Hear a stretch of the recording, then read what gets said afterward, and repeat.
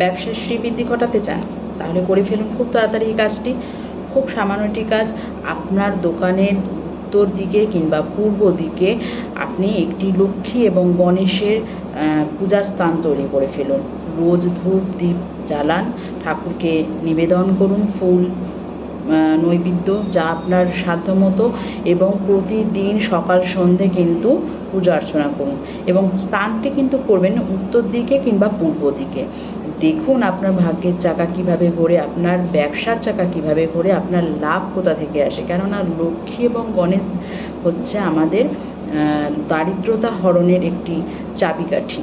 সুতরাং তাকে যদি আমরা প্রসন্ন করতে পারি, তার পুজো যদি আমরা করতে পারি, তাহলে কিন্তু আমাদের আর্থিক দিকটা কিন্তু খুব মজবুত হবে, এবং যেখানে আপনার নড়বড়ে হয়ে রয়েছে, যে জায়গাটা আপনি লোকসান খাচ্ছেন, সেখান থেকে কিন্তু বেরিয়ে আসবেন এবং দোকানের শ্রীবৃদ্ধি হবে এবং